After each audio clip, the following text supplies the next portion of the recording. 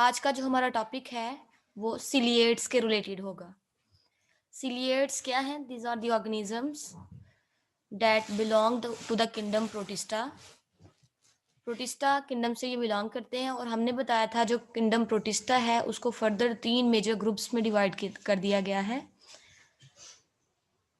कौन कौन से वो ग्रुप्स थे? एनिमल लाइक ऑर्गेनिज्म जिनको हमने नाम दिया था प्रोटोजोन का। उसके बाद प्लांट लाइक प्रोटिस्ट थे जिनको हमने नाम दिया था एल्जे का। और कुछ फंगस लाइक थे जो कि स्लाइम मोल्ड और ओमाइसीड्स के अंदर आ रहे थे। क्लियर हो गया?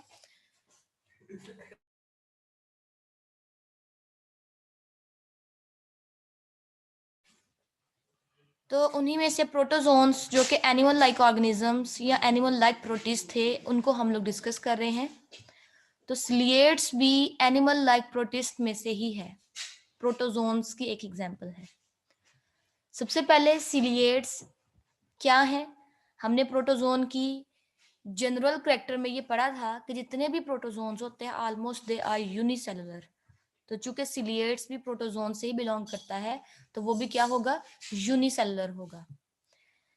तो सबसे पहले सिलिएट्स के इंट्रोडक्शन में हम लोग बताते हैं ये ऐसे ऑर्गेनिज्म है जो यूनिसेलुलर होते हैं with the flexible outer covering called a pellicle.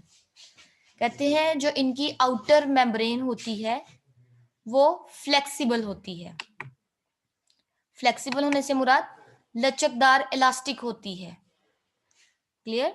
Elastic होने की वजह से क्या करते हैं, ये अपनी शेप को चेंज कर सकते हैं। ठीक है, अगर कोई चीज हार्ड हो तो उसके लिए अपनी शेप को चेंज करना मुश्किल होता है, जबकि अगर कोई चीज जो इलास्टिक होती है इन नेचर वो क्या कर सकते हैं, अपनी शेप को चेंज कर सकते हैं और फिर दोबारा से नॉर्मल पोजीशन पे भी आ सकते हैं। क्लियर हो गया? तो कहते हैं इनकी जो आउटर कवरिंग होती है, for example this is animal ciliate, तो इनकी ये जो आउटर कवरिंग है it is called pellicle. Clear हो गया? इनकी आउटर कवरिंग जो कि बड़ी ज्यादा इलास्टिक होती है उसको हम लोग पेलिकल का नाम देते हैं। पेलिकल पे आप लोगों से शॉर्ट क्वेश्चन में पूछा जाता है what do you know about pellicle, तो आप लोगों ने क्या कहना है? It is the outermost covering, flexible covering of ciliates. ठीक है, तो उसको हम लोग पेलिकल का नाम देते हैं। आगे पेलिकल का फंक्शन पूछें तो क्या कहना है? It gives them a definite but changeable shape. कि ये सिलिएट की बॉडी को एक शेप भी देती है, लेकिन ये जो शेप है सिलिएट की ये चेंज भी हो सकती है क्योंकि ये जो पेलिकल है it is elastic in nature. Clear हो गया? इलास्टिक इन नेचर होने की वजह से ये ऑर्गेनिज्म की जो शेप है चेंज भी हो सकती है due to their pellicle. Next देखिए, कहते हैं इनके अंदर लोकोमोशन कैसे होती है। जो सिलिएट्स प्रोटोजोन है उनके अंदर लोकोमोशन किसकी वजह से होती है? ये नाम से ही जाहिर हो रहा है, सिलिएट्स ऐसे ऑर्गेनिज्म जिनके पास सीलिया होते हैं। सीलिया क्या होते हैं? बेसिकली फाइन, बारीक, शॉर्ट, छोटे हेयर लाइक स्ट्रक्चर्स, बारीक बारीक बालों की तरह की कुछ स्ट्रक्चर्स होती हैं जिनको हम लोग सीलिया का नाम देते हैं। Is different in different organisms. कहते हैं ये जो सीलिया होते हैं ये ऑर्गेनिजम्स के बॉडी के इर्द गिर्द पाए जाते हैं और ये डिफरेंट भी हो सकते हैं, मतलब नंबर में इनका जो है वो कम या ज्यादा भी हो सकते हैं। जैसे हम लोग डिफरेंट ऑर्गेनिज्म में देखते हैं सीलिया मौजूद होता है, ठीक है, तो बिल्कुल इसी तरह हम लोग बात करने लगे हैं सीलिया के रिलेटेड के सीलिया किस तरह इनको मूव करने में मदद देते हैं। पहले सबसे पहले हमने सीलिया की डेफिनेशन बताई है कि सिलिएट्स के अंदर लोकोमोशन करने का जो तरीका है वो किसकी वजह से होता है? सीलिया की वजह से। और सीलिया क्या है? These are fine short hair like structures that are present around their body. इनके बॉडी के हर तरफ सीलिया सीलिया मौजूद होते हैं। अब हम लोगों ने फ्लैजेला भी पढ़ा हुआ है कि फ्लैजेला जो सा होता है वो भी लोकोमोशन में मदद देता है, बट फ्लैजेला और सीलिया में डिफरेंस क्या है? सीलिया छोटे होते हैं जबकि फ्लैजेला लंबा होता है। ठीक है, सीलिया जो से है वो थोड़े से पतले होते हैं जबकि फ्लैजेला एज कंपेयर टू सीलिया वो थोड़े से थिक होते हैं। और सीलिया जो से हैं नंबर में बहुत ज्यादा होते हैं जबकि फ्लैजेला बहुत कम होते हैं, सिंगल होगा, डबल होगा या टफ्ट की फॉर्म में होगा, ऑल अराउंड द बॉडी वो मौजूद नहीं होता, जबकि सीलिया जो उनसे ऑर्गेनिज्म की बॉडी के ऑल ओवर सरफेस पे मौजूद होते हैं। क्लियर हो गया स्टूडेंट? इसमें हम लोग सिलिएट्स में एग्जांपल देते हैं पैरामेशियम। अब सिलिएट्स में हम लोग दो टाइप के ऑर्गेनिज्म पढ़ेंगे। कुछ ऑर्गेनिज्म जो से हैं वो लोकोमोशन शो करते हैं, मतलब एक जगह से दूसरी जगह जाते हैं, लेकिन कुछ ऐसे हैं जो एक ही जगह पे फिक्स रहते हैं, दीज आर द सिसाइल। कुछ ऐसे ऑर्गेनिज्म हैं जो मूव करते हैं, लेकिन कुछ ऐसे हैं जो सिसाइल हैं, वो मूव नहीं करते। तो अभी हम लोग जिक्र करने लगे हैं ऐसे सिलिएट्स का जो मूव कर सकते हैं अपने सीलिया की वजह से। कहते हैं for example in paramecium, paramecium के अंदर देखें the surface of the cell is covered with several thousand cilia. तो कहते हैं इनकी जो सरफेस है बॉडी की वो कवर्ड होती है विद सीलिया। ये चीज आप लोग पिक में भी डायग्राम आगे आप लोग देखोगे, ये चीज क्लियर हो जाएगी कि जो पैरामेशियम की बॉडी है उसके हर तरफ बॉडी के पूरी सरफेस पे ऑल अराउंड द सरफेस, ठीक है, क्या मौजूद होता है? सीलिया मौजूद होते हैं जो कि इनको लोकोमोशन में मदद देते हैं। The beating of सीलिया is coordinated. कहते हैं जो सीलिया का बीट करने का तरीका है, बीटिंग कहते हैं मूव करना, ठीक है, इस कोऑर्डिनेटेड के मतलब उनमें बाहमी ताल्लुक होता है, कोऑर्डिनेटेड मिलजुल के वो काम करते हैं। जैसे हम लोग बात करें, ये ऑर्गेनिज्म की बॉडी है, ये थोड़ा सा ड्रॉ किया हमने, और ये इसकी बॉडी के ऊपर क्या चीज मौजूद है? सीलिया। क्लियर हो गया? हेयर लाइक स्ट्रक्चर्स हैं that are called the सीलिया।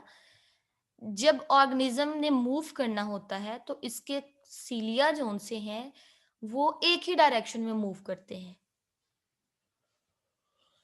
Clear student? जो सीलिया है वो एक ही डायरेक्शन में मूव करते हैं, ऐसा नहीं है कि कुछ सीलिया इधर को मूव कर रहे हैं और कुछ सीलिया इधर को मूव कर रहे हैं। अगर ऐसा होगा तो मूवमेंट तो पॉसिबल नहीं होगी। मूवमेंट कब पॉसिबल होती है? जब सारे के सारे सीलिया एक ही डायरेक्शन में मूव कर रहे हो। ठीक है, सबसे पहले क्या होता है, ये जो सीलिया का ग्रुप बन जाते हैं सीलिया के, ठीक है, ये वाले, एक ये ग्रुप बन जाएगा, एक ये ग्रुप बन जाएगा। पहले ये वाला ग्रुप इधर को मूव करेगा, फिर जब ये वाला ग्रुप मूव कर जाएगा फिर ये वाले सीलिया जोन से इधर को मूव करेंगे, मतलब एक ही डायरेक्शन में मूव करेंगे।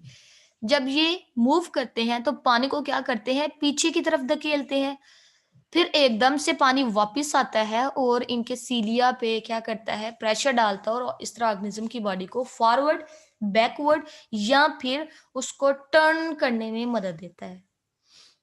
क्योंकि पैरामेशियम जो से एक्वेटिक एनिमल्स है ना पानी में रहने वाले जानदार हैं, प्रोटोजोन्स हैं, और ये क्या करते हैं? अपने सीलिया की वजह से मूव करते हैं, और जितने भी इनकी बॉडी के सीलिया होते हैं वो कोऑर्डिनेटेड होते हैं, मिलजुल के काम करते हैं, मूव करते हैं। ऐसा नहीं है एक डायरेक्शन में मूव कर रहा है दूसरी डायरेक्शन में मूव करेगा, बिल्कुल ऐसा नहीं होता। अगर सीलिया का एक ग्रुप इस डायरेक्शन में मूव कर रहा है तो दूसरा ग्रुप भी इसी डायरेक्शन में मूव करेगा। इस तरह जो सी मूवमेंट जो ऑर्गेनिज्म की होती है वो पॉसिबल होती है, या तो वो आगे की तरफ मूव करेगा या पीछे की तरफ या फिर टर्न कर जाएगा। नेक्स्ट हमने बात करनी है सिसाइल फॉर्म्स। कुछ ऐसे बैक्टीरिया होते प्रोटोजोन सिलिएट्स हैं जो मूव नहीं करते, वो अपने जगह पे फिक्स हो जाते हैं क्योंकि उनके पास लोकोमोटरी स्ट्रक्चर्स में भी ना मौजूद हो, इस वजह से वो मूव नहीं करते। ठीक है, उन ऑर्गेनिजम्स को हम लोग क्या नाम देते हैं? They are called sessile animals. तो सिलिएट्स के अंदर हमने पहली बात की है, सिसाइल एनिमल्स भी मौजूद होते हैं। Some are sessile and remain attached to a rock or other surface। कहते हैं कुछ सिलिएट्स ऐसे हैं जो सिसाइल होते हैं, मतलब वो मूव नहीं करते और वो किसी सरफेस के साथ या किसी किसी चट्टान के साथ क्या कर जाते हैं? अटैच हो जाते हैं। फॉर एग्जाम्पल ये रॉक है, ये ऑर्गेनिज्म है, तो ये ऑर्गेनिज्म जो से है इस रॉक के साथ अटैच हो जाता है और वहीं पे अपनी जिंदगी गुजार देता है। Their cilia draw food from water current. में भी इनकी बॉडी के ऊपर की तरफ क्या मौजूद हो? सीलिया मौजूद हो, जो क्या करते हैं? वाटर करंट प्रोड्यूस करके वाटर करंट किसे कहते हैं? पानी की लहरें, पानी में लहरें बनाना। पानी की लहरें जो प्रोड्यूस हो जाती हैं, तो क्या होता है?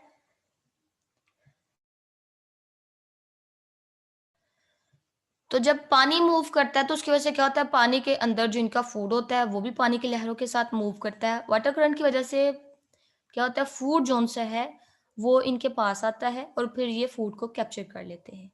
बिल्कुल ऐसे ही अगर पानी के अंदर हमारी बॉल गिर जाए, हम लोग पानी को अपनी तरफ खींचे, उसको हिलाएँ, तो बॉल आहिस्ता-आहिस्ता हमारी तरफ आना शुरू हो जाती है। तो बिल्कुल इसी तरह ये भी क्या करते हैं? अपने सीडिया के ज़रिए वाटर करंट जनरेट करते हैं और इस तरह फूड को अपनी तरफ खींच लेते हैं। एग्ज़ाम्पल्स देखें सिसाइल सीडिएट्स की। स्टेंटर, स्टेंटर क्या है? एक एग्ज़ाम्पल है सीडिएट्स की। नेक्स्ट आप लोग इसको भी ज़रा डिस्कस करोगे डायग्राम के ज़रिए कि ये फिक्स रहते हैं। नेक्स्ट न्यूट्रिशन की बात करें कि ये किस पे फीड करते हैं? न्यूट्रिशन फूड के रिलेटेड हम लोग बात करते हैं ना। Their food is mostly bacteria.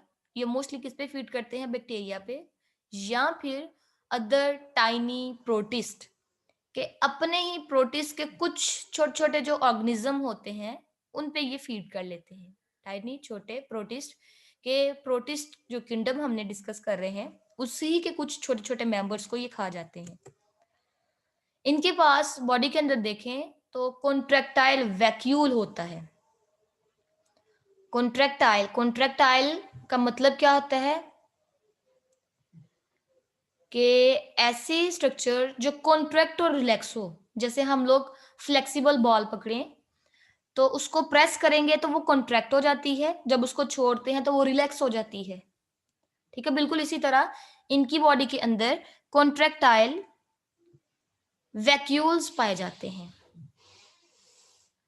यहाँ पे देखिए ये इनकी बॉडी होगी, तो इस तरह स्टार शेप के इनके पास कॉन्ट्रैक्टाइल वैक्यूल होते हैं जिसके अंदर ये क्या कर लेते हैं? पानी को स्टोर करते हैं। Contractile vacuoles perform the function of water regulation in freshwater ciliates. Mostly contractile vacuole उन और ciliates के अंदर देखा जाता है जो फ्रेश वाटर में रहते हैं। आप लोगों को पता है पानी दो तरह का होता है, फ्रेश वाटर या मैरीन। फ्रेश वाटर में पानी की कंसेंट्रेशन साल्ट की निस्बत ज्यादा होती है, जबकि जो मैरीन है उसमें साल्ट कंसेंट्रेशन बहुत ज्यादा होती है। Clear? Salt concentration marine water में ज्यादा होती है जबकि फ्रेश वाटर में साल्ट कंसंट्रेशन कम होती है। तो ऐसे ऑर्गेनिज्म जो फ्रेश वाटर में रहते हैं उनको हमेशा ये प्रॉब्लम होती है कि उनकी बॉडी के अंदर पानी भरता रहता है। अगर इनकी बॉडी के अंदर पानी ज्यादा हो जाएगा तो इनकी बॉडी जो सी है ये ब्रस्ट कर सकती है, फट सकती है। तो ये क्या करते हैं? एक्स्ट्रा वाटर को अपनी बॉडी से निकालते रहते हैं। ऑर्गेनिज्म की बॉडी के अंदर वाटर को मेंटेन किया जाता है, उसके लेवल एक रखा जाता है, ना उसको कम होने दिया जाता है ना ज्यादा। अगर ज्यादा होगा तो उसको बॉडी से निकाल दिया जाता है, अगर कम होगा तो उसको बॉडी के अंदर किसी भी तरीके से लाया जाता है या जनरेट करवाया जाता है। तो चूंकि सिलिएट्स जो फ्रेश वाटर में रहते हैं उनको हमेशा ये प्रॉब्लम फेस करना पड़ती है कि उनकी बॉडी के अंदर वाटर एंटर होता रहता है क्योंकि बाहर वाटर ज्यादा होता है और इस वजह से हाई कंसंट्रेशन से लो कंसंट्रेशन की तरफ वाटर मूव करता है। तो कहते हैं जब इनकी बॉडी के अंदर वाटर कंसंट्रेशन ज्यादा हो जाती है तो ये वैक्यूल के अंदर पानी जाना शुरू कर देता है। ठीक है, फिर ये वैक्यूल क्या करता है? जब पानी से भर जाता है तो ये जाके प्लाज्मा मेम्ब्रेन के साथ ये वैक्यूल फ्यूज कर जाता है, यहाँ पे आ जाता है और इस तरह कॉन्ट्रैक्ट करता है। जिस तरह बाल को हम लोग प्रेस करते हैं ये भी प्रेस होता है और सारे के सारे पानी को बाहर प्रोपेल कर देता है, एक्सपेल कर देता है, निकाल देता है। और दोबारा से जब पानी को निकाल देता है तो अपनी शेप को मेंटेन कर लेता है। तो ये कॉन्ट्रैक्टाइल वैक्यूल क्या करता है? पानी जो है इनकी बॉडी के अंदर जमा नहीं होने देता। फ्रेश वाटर सिलिएट्स के अंदर ये कॉन्ट्रैक्टाइल वैक्यूल की इंपॉर्टेंस बहुत ज्यादा है। जिस तरह हमने बात की थी प्लांट सेल के अंदर वैक्यूल, क्लियर स्टूडेंट, वो उनको टर्जिडिटी प्रोवाइड करते हैं, इंपॉर्टेंट है वहां पे। यहाँ पे सिलिएट्स के अंदर कॉन्ट्रैक्टाइल वैक्यूल इंपॉर्टेंट है, क्यों? इनकी वजह से इनकी बॉडी जो सी है वो ब्रस्ट करने से बच जाती है। उसके बाद देखिए two kinds of nucleus are present, इनकी बॉडी के अंदर दो टाइप के न्यूक्लियस मौजूद होते हैं। एक को हम लोग माइक्रो न्यूक्लाई का नाम देते हैं, माइक्रो न्यूक्लाई, और दूसरा मैक्रो न्यूक्लाई। माइक्रो से जाहिर हो रहा है कि ये छोटे छोटे न्यूक्लियस होंगे, मतलब ये इनकी बॉडी है, इस बॉडी के अंदर हमें छोटे छोटे बहुत सारे माइक्रो न्यूक्लियस नजर आते हैं। वन आर मोर, एक या एक से ज्यादा, स्मॉल छोटे, diploid micronuclei involve in sexual process, कि जो रिप्रोडक्शन वगैरह का प्रोसेस है वो कौन करवा रहा होता है, वो माइक्रो न्यूक्लियस का काम होता है। जो रिप्रोडक्शन की रिस्पॉन्सिबिलिटी है वो कौन पूरी कर रही होती है, माइक्रो न्यूक्लाई, जबकि मैक्रो न्यूक्लाई एक बड़ा सा लार्ज न्यूक्लियस होता है और ये पोलीप्लाइड होता है। पोलीप्लाइड और डिप्लॉयड हम लोग जिक्र करते हैं, लेकिन सबसे पहले इसका मैक्रो न्यूक्लियस का फंक्शन देखें कि इसने सेल के बाकी काम को कंट्रोल करना होता है, रिप्रोडक्शन के अलावा बाकी काम, जैसे सेल के अंदर कौन कौन सा मेटाबॉलिज्म हो रहा है, कौन सा मेटाबॉलिज्म सेल के लिए अच्छा है, कौन सा नहीं है, सेल की ग्रोथ कैसे होनी है, ये सारी चीजें ये कंट्रोल करता है मैक्रो न्यूक्लाई। जबकि जो छोटे छोटे न्यूक्लियस हैं इस सेल के अंदर वो सेल की रिप्रोडक्शन में मदद देते हैं। अब डिप्लॉयड और पॉलीप्लॉयड क्या होता है स्टूडेंट, ये चीज आप लोगों ने चैप्टर नंबर फर्स्ट में आप लोगों ने ये डिस्कस किया था, डिप्लॉयड और पॉलीप्लॉयड। डिप्लॉयड सबसे पहले कहते हैं ऐसे सेल जिसमें क्रोमोसोम के दो सेट हों, ठीक है, that is called diploid. Diploid two, अगर हम लोग अपनी बात करें तो हमारे अंदर दो सेट हैं, 23 क्रोमोसोम मदर से आए हैं, 23 क्रोमोसोम फादर से आए हैं, मतलब दो सेट बन गए। तो that cell that contain two set of chromosomes, these cells are called diploid cell, ठीक है। और पोलीप्लॉइड सेल किसे कहते हैं, ऐसे सेल जिसमें दो से ज्यादा क्रोमोसोम्स के सेट हों, ठीक है, उनको हम लोग पोलीप्लॉइड का नाम देते हैं। पोली से मुराद बहुत सारे, ठीक है, बहुत सारे सेट, जब किसी क्रोमोसोम के सेट जब सेल के अंदर होते हैं तो उस सेल को पोलीप्लॉइड सेल का नाम देते हैं। तो जो मैक्रोन्यूक्लाई है इट इज पोलीप्लॉइड, जबकि माइक्रोन्यूक्लाई जो सा it is involve in reproduction and it is diploid micronuclei. Next हमने कॉन्जुगेशन का कॉन्सेप्ट डिस्कस किया था बैक्टीरिया के चैप्टर में, कि जो कॉन्जुगेशन है वो एक तरह से सेक्सुअल रिप्रोडक्शन में मदद दे रहा होता है। सेक्सुअल रिप्रोडक्शन में क्या होता है कि दो ऑर्गेनिज्म अपना अपना जेनेटिक मटेरियल जो सा है एक ऑर्गेनिज्म के अंदर ट्रांसफर कर देते हैं न्यू वाले ऑर्गेनिज्म में, मतलब इसका जो जेनेटिक मटेरियल है और इसका जो जेनेटिक मटेरियल है वो मिलके इसमें आ जाता है और न्यू ऑर्गेनिज्म बन जाता है। अब इसमें क्या होता है कॉन्जुगेशन में, कॉन्जुगेशन एक स्पेशल टाइप है जिसमें दो ऑर्गेनिज्म का मटेरियल एक्सचेंज होता है एक दूसरे के साथ, ठीक हो गया, दो ऑर्गेनिज्म का मटेरियल जो सा होता है जेनेटिक मटेरियल वो एक्सचेंज होता है। ये देखें, ये एक ऑर्गेनिज्म की बॉडी है, ये दूसरे ऑर्गेनिज्म की बॉडी है, इनके पास कनेक्शन बनता है और यहाँ का मटेरियल यहाँ और यहाँ का मटेरियल यहाँ। जब ये मतलब दोनों का मटेरियल, इसका मटेरियल इसके पास, इसका मटेरियल इसके पास, दोनों का मटेरियल मिक्स हो गया, फिर क्या होता है ये वाला ऑर्गेनिज्म सेपरेटली डिवाइड करता है और ये वाला ऑर्गेनिज्म अलग से डिवाइड करता है, और इस तरह ये ऑर्गेनिज्म जो है दो ऑर्गेनिज्म बना देगा और ये वाला जो है वो भी दो आगे फर्दर ऑर्गेनिज्म बना देगा। तो इस तरह क्या हुआ है मटेरियल, जेनेटिक मटेरियल भी एक्सचेंज होगा, मतलब अब ये जो न्यू बने हैं ऑर्गेनिज्म दो, इससे इसके अंदर इन दोनों के अंदर इसका मटेरियल भी होगा और इसका मटेरियल भी होगा। तो एक सेक्सुअल रिप्रोडक्शन की ये ऑलमोस्ट टाइप कह सकते हो ना। तो यही बात कर रहे हैं, मोस्ट इलियर reproduce sexually by conjugation, conjugation के जरिए इनका जो जेनेटिक मटेरियल है वो एक्सचेंज होता है। During conjugation two individuals involve, दो इंडिविजुअल्स इन्वॉल्व होते हैं, कम टुगेदर एक दूसरे के करीब आते हैं, and exchange there genetic material, और फिर इस तरह अपना जेनेटिक मटेरियल एक्सचेंज कर देते हैं, ठीक है, जो कि बहुत ज्यादा हेल्पफुल इनके लिए होता है।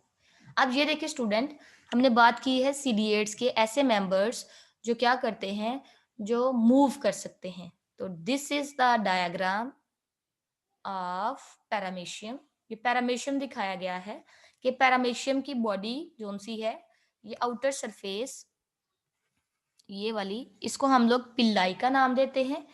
पिल्लाई फ्लेक्सिबल होती है और इसके ऊपर की तरफ देखिए ये हेयर लाइक स्ट्रक्चर्स मौजूद हैं डेटा कार्ड द सीलिया, और सीलिया जो से इनकी बॉडी के ऑल ओवर द सरफेस मौजूद हैं। क्लियर हो गया। उसके बाद हम लोगों ने बात की है कॉन्ट्रैक्टाइल वैक्यूल की। ये जो स्टार शेप आपको नजर आ रहे हैं these are the contractile vacuole. Clear हो गया। ये देखिए यहाँ पे भी बताया गया है these are the contractile vacuole. ये कॉन्ट्रैक्टाइल वैक्यूल क्या करते हैं, कॉन्ट्रैक्ट करते हैं और पानी को बाहर निकाल देते हैं बॉडी से। ठीक ठीक है। और पानी को जब बाहर निकाल देते हैं तो इस तरह ये पानी की वजह से फटने से बच जाते हैं। तो कॉन्ट्रैक्टाइल वैक्यूल का भी हो गया। उसके बाद देखें तो ये है मैक्रोन्यूक्लियस, और ये छोटे छोटे जोन से हैं दीज आर दी माइक्रोन्यूक्लियाई। ठीक है। तो माइक्रोन्यूक्लियाई जोन से हैं they are involve in reproduction, but जो लार्ज न्यूक्लियस है it is involve in the cell metabolism, जो अभी हमने डिस्कस किया है, और ग्रोथ को ये सेल के ये कंट्रोल कर रहा होता है। Clear student. ये जो सी डायग्राम है this is also the diagram of paramecium, इसी ही की डायग्राम है लेकिन ये लेबल करके बताई हुई है। उसके बाद ये जो लास्ट पे थर्ड वाली डायग्राम है स्टेनर की है। ठीक है। जो हमने कहा था सिसाइल होता है, ये अपने इनके जरिए रॉक्स के साथ फिक्स हो जाता है। ठीक है। और इनकी बॉडी के ऊपर यहाँ पे देखे छोटे छोटे सीलिया से नजर आ रहे हैं, यहाँ पे भी छोटे छोटे सीलिया हैं, लेकिन ये सीलिया इनको मूव नहीं करवा सकते। ये जस्ट क्या करते हैं, वाटर करंट जब पानी इस यहाँ से फ्लो कर रहा होता है तो वहां से पानी से फूड वगैरह को जस्ट कैप्चर करके अपनी बॉडी के अंदर एंटर कर लेते हैं। क्लियर हो गया। तो ये दो जो एग्जाम्पल है हमने डिस्कस की हैं किसकी, सिलिएट्स की। तो सिलिएट्स का टॉपिक यही तक है। नेक्स्ट देखें, नेक्स्ट जो हमारा है टॉपिक फोरामेनिफेरंस एंड एक्टिनोपोड्स। फोरामेनिफेरंस एंड एक्टिनोपोड्स ये दो टाइप के ऑर्गेनिज्म हैं जो प्रोटिस्ट के कौन से ग्रुप से बिलोंग करते हैं, प्रोटोजोन से। These are the two protozoan, उनके क्या नाम है, फोरामेनिफेरंस एंड एक्टिनोपोड्स। ये दोनों ऐसे ऑर्गेनिज्म है प्रोटिस्ट के जो एनिमल लाइक हैं, क्योंकि ये मूव कर सकते हैं। ठीक है। एनिमल लाइक है और ये अपनी खुराक खुद नहीं बना सकते। क्लियर। तो ये फोरामेनिफेरन एंड एक्टिनोपोड्स जो हैं ये दोनों प्रोटोजोन्स की एग्जाम्पल हैं। जिस तरह हमने सीलिए डिस्कस किया है, अमीबा डिस्कस किया है, इसी तरह फोरामेनिफेरन एंड एक्टिनोपोड्स ये दोनों ही एग्जाम्पल हैं। दो डिफरेंट टाइप के ये एनिमल्स हैं। इनकी बॉडी दोनों की देखें तो ऑलमोस्ट सिमिलर होती है। ये फोरामेनिफेरा है और ये क्या है, एक्टिनोपोड्स। अब हमने फोरामेनिफेरा में ये स्ट्रक्चर्स नहीं बनाई, हालांकि इसमें भी ये स्ट्रक्चर्स बनती हैं। एक्टिनोपोड्स में जो स्ट्रक्चर्स आप देख रहे हो, बी वाली जो डायग्राम है, इसमें ये जो स्ट्रक्चर बनी हुई है ये इसमें भी बनती हैं। सबसे पहले इनके हैबिटेट की बात कर लेते हैं कि foraminiferans and actinopods these are the marine protozoans. ये दोनों कौन से हैं, प्रोटोजोन, ऐसे प्रोटोजोन्स, ऐसे एनिमल लाइक ऑर्गेनिज्म जो मैरीन वाटर में रहते हैं। ऐसा पानी जहाँ पे नमकियात ज्यादा होते हैं, साल्ट ज्यादा होते हैं, उस वाले पानी में ये रहना पसंद करते हैं। इनके बॉडी को देखें तो ये भी मोस्टली यूनिसेलुलर होंगे ना, तो इस तरह इनकी बॉडी है। बॉडी के ऊपर इनके शेल सा मौजूद होता है। ठीक है। ये जो हमने बनाया ये सेल है एनिमल का, और इसके ऊपर ये शेल सा है। इनके शेल को हम लोग टेस्ट का नाम देते हैं, कहते हैं these foraminiferans and actinopods produce shells are test. Clear हो गया। टेस्ट या शेल प्रोड्यूस करते हैं। अब जो फोरामेनिफेरंस है एनिमल्स, इनका शेल और एक्टिनोपोड्स का शेल, इन दोनों में डिफरेंस है कि इसका शेल और इसका जो शेल है इन दोनों की कंपोजिशन में डिफरेंस है। बाकी अभी तक हमने जो बात की है हैबिटेट, शेल वगैरह, ये दोनों कॉमन, दोनों में सेम है। जो फोरामेनिफेरन का जो टेस्ट है या शेल है, it is made up of calcium, calcium से मिलके बना होता है ये वाला। जबकि जो एक्टिनोपोड्स का शेल होता है it is made up of silica, silica से मिलके बनता है ये वाला। और पता आप लोगों को जो भी चीज सिलिका से मिलके बनती है वो ग्लासी होती है। ठीक है। शीशे की तरह की होती है। अब ये जो नेक्स्ट हम लोग पॉइंट डिस्कस करने लगे हैं वो इसमें भी होगा और इसमें भी, दोनों में होगा। द शेल्स आर टेस्ट, जो कहते हैं इन दोनों ऑर्गेनिज्म के जो शेल्स होते हैं, दे हैव पोर्स, उनमें सुराख होते हैं। जैसे बी वाली डायग्राम में आप लोगों को बड़े वाजिया सुराख नजर आ रहे हैं, ये वाले पोर्स, पोर्स मौजूद होते हैं through which cytoplasmic projections can be extended. इन सुराख में से जो साइटोप्लाज्म होता है उसकी प्रोजेक्शंस बाहर निकली होती हैं। जैसे हम लोग बात करें, ये तो प्लाज्मा मेम्ब्रेन है, अगर यहाँ पे हम लोग सुराख बना दें इन शेल्स के अंदर, साइटोप्लाज्मिक प्रोजेक्शन मतलब यहाँ से साइटोप्लाज्म बाहर की तरफ निकला होता है, और साइटोप्लाज्म तो सेल मेम्ब्रेन के अंदर होता है ना, तो मतलब सेल मेम्ब्रेन बाहर की तरफ निकली होती है ऐसे, और इस मेम्ब्रेन के अंदर, इस प्रोजेक्शन के अंदर साइटोप्लाज्म मौजूद होता है, इसलिए हम लोग इसको कह रहे हैं cytoplasmic projection can be extended. Extended निकली हुई होती है, फैली हुई होती है आगे की तरफ, ठीक है, कहाँ से, फ्रॉम द पोर्स, पोर्स से बाहर की तरफ निकली हुई होती है। क्लियर हो गया? तो shells are test contain pores, shells या टेस्ट में क्या होते हैं, सुराख होते हैं, उन सुराखों से सेल मेम्ब्रेन बाहर की तरफ निकली होती है, और उस सेल मेम्ब्रेन के अंदर क्या मौजूद होता है, cytoplasm, so that in projection को हम लोग साइटोप्लाज्मिक प्रोजेक्शन का नाम देते हैं।